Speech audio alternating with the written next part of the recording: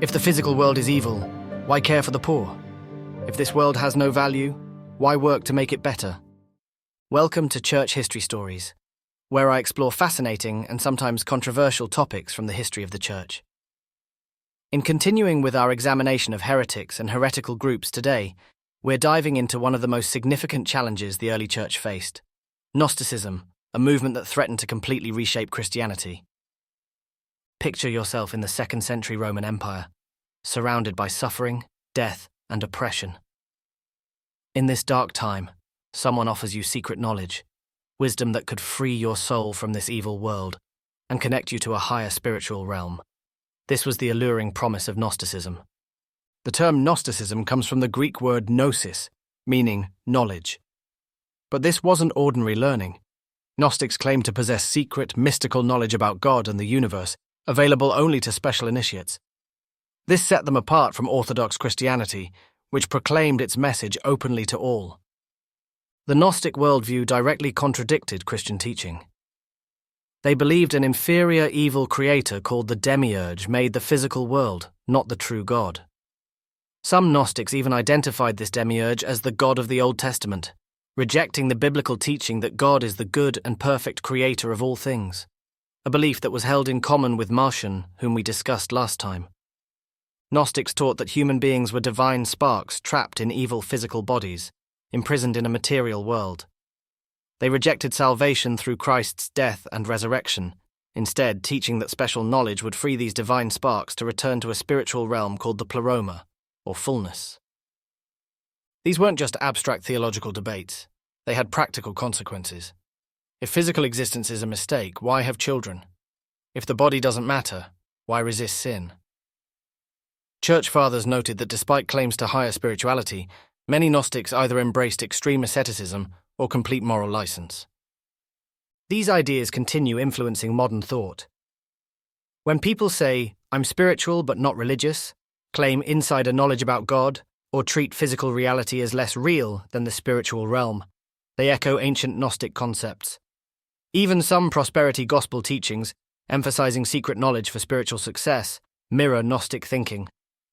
This belief system spread rapidly throughout the Roman Empire, particularly in Egypt and Syria. Teachers like Valentinus and Basilides emerged in Alexandria around 140 AD, skillfully blending Christian ideas with their philosophy, making their teachings especially dangerous to the early church.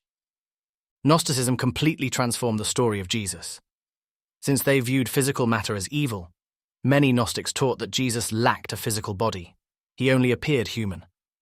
This belief, called Docetism, denied the reality of Christ's incarnation, suffering, and resurrection. Some Gnostic texts, specifically the 2nd treatise of the Great Seth, found in the Nag Hammadi collection, even claimed Jesus laughed from above while another was crucified in his place. The early church fathers recognized this serious threat to authentic Christianity. Irenaeus, writing around 180 AD, produced Against Heresies to counter Gnostic teaching. He understood that accepting the Gnostic view would undermine the entire gospel. If Jesus wasn't truly human, how could his death save us? If the physical world is evil, what's the point of Christ's bodily resurrection? This controversy helped shape Orthodox Christian doctrine. The Church had to clearly articulate its beliefs about creation, Christ's nature, and salvation. This led to the Apostles' Creed, which specifically counters Gnostic ideas by affirming God as creator and emphasizing Christ's physical birth, death, and resurrection. A common misconception today suggests that Orthodox Christians unfairly excluded Gnostic texts from the Bible. The historical reality was quite the opposite. While early Christians openly shared their scriptures and accepted writings that could be traced to apostolic authority, Gnostic groups were highly exclusive, often limiting themselves to a single text they claimed contained secret wisdom. The Gnostics were the ones practicing exclusion, rejecting Orthodox Christian scriptures while insisting only their special revelations held truth. They produced their own texts, claiming secret teachings from Jesus or the apostles that contradicted the widely circulated eyewitness accounts. The 1945 discovery of these texts at Nag Hammadi, Egypt, including the Gospel of Thomas and the Gospel of Truth, reveals how Gnostic writers reimagined Christianity through their exclusive lens. Gnostic views on salvation sharply contrasted with Christian teaching. Instead of salvation available to all who believe in Christ, Gnostics divided humanity into three groups. The spiritual people guaranteed salvation through secret knowledge, the psychical people who might achieve some salvation, and the material people doomed to perish. This elitism contradicted the gospel's universal offer of salvation. The story of Gnosticism reminds us to stay grounded in biblical truth. The early church recognized that the gospel isn't about escaping the physical world or accessing secret knowledge. It's about God's love for his creation, demonstrated through Christ's real incarnation, death, and resurrection. This physical world, despite its brokenness, isn't something to escape, but something God intends to redeem. If you want more videos exploring fascinating controversies from church history, please like, share, and subscribe for more church history stories. Cheers.